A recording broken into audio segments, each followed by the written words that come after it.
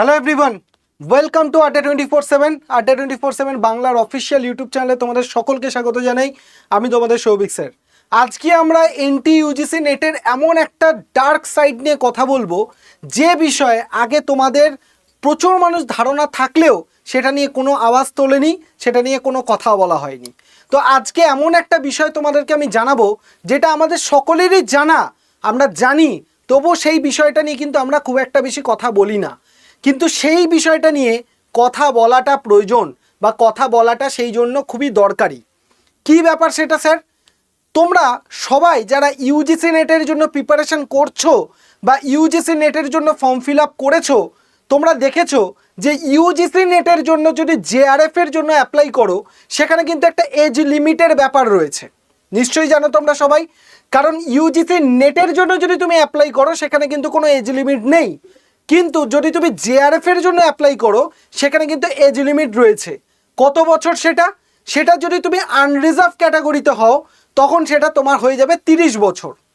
এবং যদি তুমি রিজার্ভ ক্যাটাগরিতে হও, যেমন ধরো এসসি হলো, এইচটি হলো, ওবিসি এনসিএল হলো, বা ওমেন্স ক্যাটাগরি বা পিডাব্লিউ ক্যাটাগরি, এদের সবার জন্য সেটা 5 বছর রিল্যাক্সেশন থাকে। মানে 35 বছর অবধি কিন্তু তাদেরকে জেআরএফ এর জন্য ছাড় দেওয়া হয় বা জেআরএফ এর জন্য তুমি অ্যাপ্লাই করতে পারবে। কিন্তু আমরা একটা জিনিস ভুলে যাই যে আমাদের রিজার্ভ ক্যাটাগরির মধ্যে আরও একটা ক্যাটাগরি রয়েছে, সেটা হচ্ছে ওবিসি এনসিএল নয় বা এসসি এসটি নয়, আরও একটা যেটা হচ্ছে ইডাব্লিউএস। কি বললাম? ইডাব্লিউএস সার্টিফিকেট বা ইকোনমিক্যালি উইকার সেকশন যে সার্টিফিকেট রয়েছে, এই সার্টিফিকেটটা তৈরি হয় কিসের ওপর বেস করে?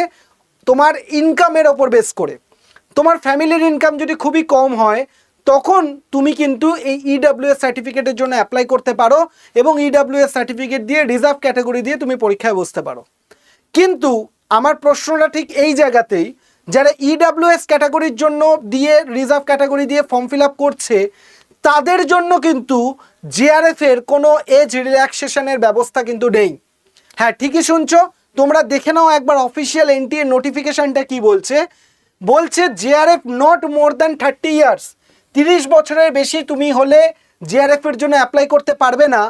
On first day in the month of in which the examination is concluded 1/6/2026, মানে জানুয়ারি মাসের 1 তারিখ, 1 জানুয়ারি 2026-এর হিসাব অনুযায়ী, সরি 1/6/2026 অনুযায়ী, জানুয়ারি বললাম, ভুল বললাম, মানে 1/6/2026-এর হিসাব অনুযায়ী তোমার যদি বয়স 30 বছরের পার হয়ে গিয়ে থাকে, বেশি হয়ে গিয়ে থাকে, তাহলে তুমি জিআরএফ এর জন্য অ্যাপ্লাই করতে পারবে না। ঠিক আছে? কিন্তু এখানে একটা জিনিস আছে, আর রিল্যাক্সেশন আপ টু 5 ইয়ার্স, মানে 5 বছরের পর্যন্ত তুমি রিল্যাক্সেশন পাবে যদি তুমি ওবিসি এনসিএল, মানে ওবিসি যেটা ন্যাশনাল সার্টিফিকেট, যেটা স্টেটের নয়, প্লাস তার সাথে যদি তুমি SC ST PWD third gender, ঠিক আছে, ওমেন ক্যাটাগরি, মানে মেয়েদের জন্য, মেয়েদের যে মানে ক্যাটাগরি হয়, সেই সমস্ত ক্যাটাগরিতে তুমি যদি পড়ো তখন কিন্তু তোমাকে 5 বছরের জন্য বয়সের ছাড় দেওয়া হয়। কিন্তু আরও একটা যে রিজার্ভ ক্যাটাগরি রয়েছে ইডাব্লিউএস বা ইকোনমিক্যালি উইকার সেকশন, সেই সেকশনকে কিন্তু কোনো রকম এজ রিল্যাক্সেশন ইউজিসি নেটের পরীক্ষায় জেআরএফ এর জন্য দেওয়া হয় না। তো আমার প্রশ্নটা হচ্ছে, যদি ইডাব্লিউএস মানে ইকোনমিক্যালি উইকার সেকশনের মানুষরা, যাদের আর্থিকভাবে পিছিয়ে রয়েছে বলেই এই সার্টিফিকেটটায় তারা মর্যাদা পেয়েছে বা তারা যোগ্য হয়েছে ইডাব্লিউএস সার্টিফিকেটের জন্য, তাদের যদি 5 বছর কম সময় দেওয়া হয় তাহলে তারাও কি একটা ফেয়ার চান্স পাচ্ছে? সেই প্রশ্নটা আমার এনটিএর কাছে রয়েছে।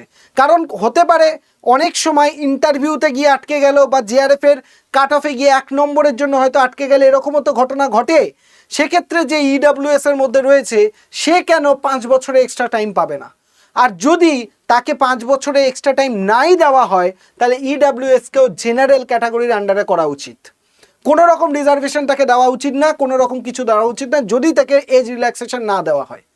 যদি একজন আনরিজার্ভ ক্যাটাগরির মধ্যে ইডাব্লিউএসকে রাখা হয় তাহলে অবশ্যই তাকে আমাকে, যেমন ক্যাটাগরি ওয়াইজ আমি আনরিজার্ভের মধ্যে তাকে রাখছি, রিজার্ভ ক্যাটাগরিতে তাকে আমরা রাখছি, ঠিক তেমনি তাকে এজ রিল্যাক্সেশনও দেওয়া উচিত বাকি রিজার্ভ ক্যাটাগরির মতো। এবং তার সাথে সাথে কাট অফের ক্ষেত্রে তো তাদের আলাদা কাট অফ বেরোয়, সেটা ঠিকই আছে, কিন্তু এইটা যদি না হয় তাহলে ইডাব্লিউএসকেও কিন্তু আমাদের যে আনরিজার্ভ ক্যাটাগরি বা ইউআর ক্যাটাগরি রয়েছে তার সাথেই মার্চ করে দেওয়া উচিত। কারণ রিজার্ভ ক্যাটাগরি করলে তাকে প্রপার যা যা প্রয়োজন একটা রিজার্ভ ক্যাটাগরির জন্য সেইগুলো কিন্তু দেওয়াটা দরকার। এটা আমাদের সকলেরই জানা, আমরা সকলে বছরের পর বছর দেখে আসছি, কিন্তু এটা নিয়ে আমাদের কারোর কোনো প্রশ্ন থাকে না, আমাদের কারোর কোনো কথা বলার থাকে না। তাই আমি এনটিএকে, যদি এই ভিডিওটা এনটিএ অবধি পৌঁছায়, যদিও বাংলা ভাষায় অত দূর অবধি পৌঁছানোটা খুব মুশকিল, তবুও যদি কোনোভাবে এই জিনিসটা যদি আমাদের সবার তরফ থেকে যদি বলা হয়, তাহলে এই জিনিসটা আমরা অবশ্যই কথা বলতে পারি যে এনটিএর তরফ থেকে যে ইডাব্লিউএস ক্যাটাগরিটা রয়েছে, হয় তাকে যদি রিজার্ভ ক্যাটাগরি করতে হয় তাহলে তাকে এজ রিল্যাক্সেশনও দেওয়া উচিত, আর যদি তাকে এজ রিল্যাক্সেশন না দেওয়া পসিবল হয় তাকে ইডাব্লিউএসকেও আমাদের রিজার্ভ ক্যাটাগরি দেখে আনরিজার্ভ ক্যাটাগরিতে করে দেওয়া উচিত, যাতে করে ইডাব্লিউএস এর যারা রয়েছে তাদের সাথে সঠিক ফেয়ার চান্সেস যাতে তারা পায়। বোঝা গেল? তো এই ছিল আমার একটা ছোট্ট কথা বা ছোট্ট মন্তব্য এনটিএর প্রতি, কারণ এই জিনিসটা বছরের পর বছর হয়ে চলেছে, বছরের পর বছর এটা নিয়ে আলোচনাও চলছে, কিন্তু কেউ এই ক্যাটাগরিটা নিয়ে কিন্তু কোনো রকম কোনো কথা বলে না। তাই ইকোনমিক্যালি উইকার সেকশন যারা যারা আর্থিকভাবে পিছিয়ে রয়েছে তাদের কথা কিন্তু আমাদের ভাবাটা প্রয়োজন বা ভাবাটা দরকার। তাই সবাইকে বলবো এই জিনিসটা নিয়ে তোমরা অবশ্যই তোমাদের যা মন্তব্য রয়েছে সেটা এই ভিডিওর কমেন্ট সেকশনে তোমরা জানাবে, যাতে করে আমরা বুঝতে পারি যে এটা সত্যিকারের একটা চিন্তার বিষয় এবং এনটিএ অবধি যাতে এই কথাটা কোনোভাবে না কোনোভাবে পৌঁছে যায়। ওকে, এর সাথে সাথে তোমাদের আরও একটা কথা আমি বলে রাখি, যেটা দেখে নাও কি বলছে। এর সাথে সাথে আরও একটা কথা তোমাদের বলে রাখি,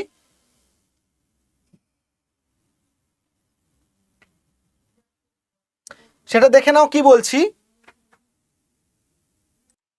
এর সাথে সাথে দেখো, যদি তোমরা মনে করো যে ইউজিসি নেটের প্রিপারেশনটাকে তুমি ঠিকঠাকভাবে করতে চাও, তাহলে হয়তো তুমি নিজে প্রিপারেশন করছো সেলফ স্টাডি, বা তোমার হয়তো ব্যাচের প্রয়োজন হচ্ছে, যেটাই হোক না কেন তোমার কিন্তু এই মুহূর্তে একটা মক টেস্ট প্র্যাকটিস করাটা খুব দরকার। কারণ পরীক্ষা কিন্তু হাতে গোনার কয়েকটা দিন বাকি। এই সময় এই পরিস্থিতিতে তুমি যদি প্রপার প্র্যাকটিস না করো তাহলে তোমার পক্ষে কিন্তু কি হবে, তোমার পক্ষে কিন্তু এক্সামে একটা ভালো স্কোর করা সম্ভব নয়। এই মুহূর্তে তোমার প্রিপারেশনটা কতটা ভালো সেটা জাজ করতে পারে একমাত্র একটা ভালো মক টেস্ট। তো তার জন্য তোমাকে কি করতে হবে, আমাদের যে আড্ডা 24/7 অ্যাপটা রয়েছে সেই অ্যাপটাকে আগে ইনস্টল করে নিতে হবে, তারপর আমি বলছি সেখানে কিভাবে তুমি মক টেস্ট দিতে পারবে। অবশ্যই অ্যাপটা ইনস্টল করে নাও। কি করে করবে, এই যে কিউআর কোডটা তোমরা দেখতে পাচ্ছ, কিউআর কোডটাকে স্ক্যান করে নাও, কিউআর কোড স্ক্যান করে ডাউনলোড করে নাও। তারপর যদি তোমার মনে হয় যে তুমি প্লে স্টোরে গিয়ে ডাইরেক্ট করতে চাও, প্লে স্টোরে গিয়ে আড্ডা 24/7 লেখো, ইনস্টল করে নাও। কারণ আড্ডা 24/7 একটাই অ্যাপ, বাংলা হিন্দিতে আলাদা কিছু নেই, ঠিক আছে? অ্যাপটা ইনস্টল হয়ে যাবার পর নেক্সট তুমি চলে আসো আমাদের যে অ্যাপের মধ্যে আমরা মক টেস্টের ব্যবস্থা করেছি।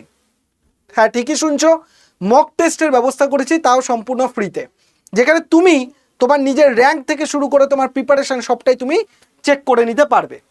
তোমাকে সবার আগে এইখানে ঢোকার পর তুমি যে দেখবে এই যে পুরো অ্যাপের মধ্যে এরকম জিনিস তুমি দেখতে পাবে, যেখানে উপরে ওয়েস্ট বেঙ্গল করে নেবে এবং ওয়েস্ট বেঙ্গল করার পর ঠিক নিচের দিকে দেখবে স্টোর বলে একটা অপশান রয়েছে, স্টোরে ক্লিক করবে।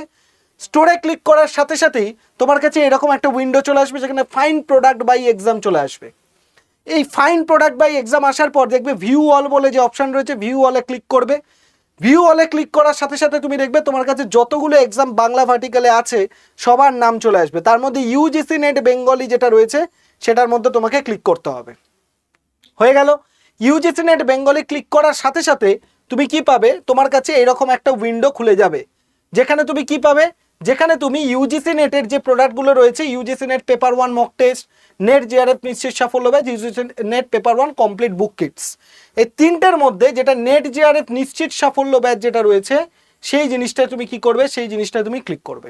হলো, ক্লিক করার সাথে সাথে একটু স্ক্রল ডাউন করে নিচের দিকে আসলে তুমি দেখতে পাচ্ছ UGC NET paper 1 mock test 1, 50টা কোশ্চেন 100 নম্বরের রয়েছে, 100টা কোশ্চেন রয়েছে 50 নম্বরের, ঠিক আছে? মানে সরি, ভুল বললাম, 50টা কোশ্চেন রয়েছে 100 নম্বরের, মানে পার কোশ্চেন 2 নম্বর করে, 1 ঘন্টা টাইম, একটা মক টেস্ট তুমি পেয়ে যাবে।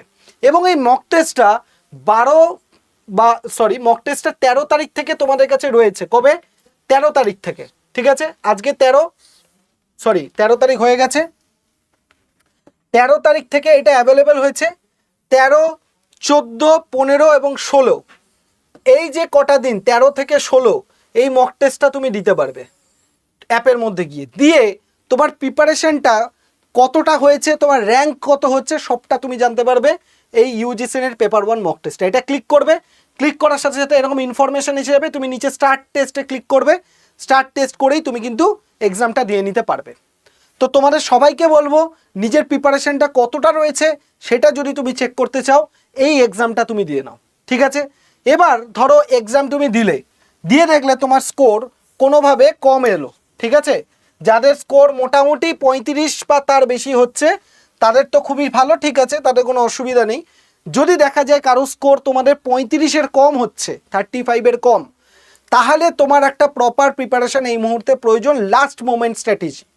তার জন্য আমি তোমাদের জন্য নিয়ে এসেছি নেট জিআরএফ নিশ্চিত সাফল্য ব্যাচ। ওই যেভাবে দেখালাম ব্যাচে জয়েন করার, তো সেইভাবে তুমি ব্যাচে জয়েন করতে পারো, যেখানে তুমি আমাদের লাইভ ক্লাস পেয়ে যাবে 54টা লাইভ ক্লাস, যেগুলো অলরেডি লাইভ ক্লাস হয়ে গেছে, রেকর্ডেড চলে আসবে। তার সাথে সাথে 97টা রেকর্ডেড ভিডিও এবং 295টা মক টেস্ট। যেরকম মক টেস্ট তুমি একটা দিলে এরকম 295টা মক টেস্ট পেয়ে যাবে, যাতে করে তোমার preparation plus practice plus revision সবটা যেতে হতে পারে। এর জন্য তোমাকে কি করতে হবে, এই যে ফোন নাম্বার দেখছো 8130209247, এটাকে নোট করে নাও। এটাকে ফোন করে তুমি কি করবে, 1 প্রেস করবে, যে ফোনটা করবে রিং হলে 1 প্রেস করবে। করে দিলেই তোমাকে কি করবে, তোমাকে জানতে চাইবে কি ব্যাপারে, তুমি বলবে আমি নেট জিআরএফ নিশ্চিত সাফল্য ব্যাচটা নেব, সৌভিক স্যার বলেছেন।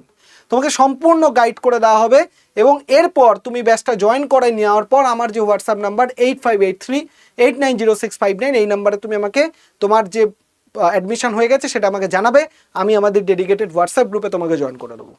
দেন তুমি ক্লাসে আসো, এসে দেখবে যে তুমি যে পরীক্ষাটা দিয়ে ঢুকলে, যে পরীক্ষাটায় ধরো তুমি পেলে, তোমার স্কোর যদি কম হয়, সেই পরীক্ষাটা পর তুমি ব্যাচ জয়েন করার পর কিছুদিন পড়াশোনা করার পর তুমি দেখবে তোমার স্কোরটা কোন জায়গায় ইমপ্রুভ হয়। এটা তুমি হাতে কলমের প্রমাণ পেয়ে যাবে। এবং আমাদের বানানো পরীক্ষা তো কোশ্চেনে তোমায় পরীক্ষা দিতে হবে না, প্রিভিয়াস ইয়ারের পেপার পেয়ে যাবে এখানে, সব 200টার বেশি প্রিভিয়াস ইয়ারের কোশ্চেন পেপার রয়েছে। তো প্রিভিয়াস ইয়ারের পেপার লাগিয়ে তুমি দেখো যে যেগুলো পড়ছো সেগুলোই পরীক্ষা আসছে কিনা, ঠিক আছে? তো এইভাবে নিজের প্রিপারেশনটাকে করে নাও ঠিকঠাক করে, এবং জুন 2026-এর যে প্রিপারেশন সেটাকে বেস্ট করে নিয়ে জুন 2026-এ সিলেক্ট হয়ে নাও, কারণ আপকামিং দিনে কিন্তু প্রচুর পরিমাণে অ্যাসিস্ট্যান্ট প্রফেসরের ভ্যাকেন্সি আসতে চলেছে। তাই যত তাড়াতাড়ি তুমি সিলেক্ট হয়ে যাবে তত তাড়াতাড়ি তোমার জন্য লাভ, ঠিক আছে? দেখা হচ্ছে সবার সাথে ক্লাসে। সবাই ভালো থাকো, সুস্থ থাকো এবং ক্লাসে জয়েন করে যাও। টাটা।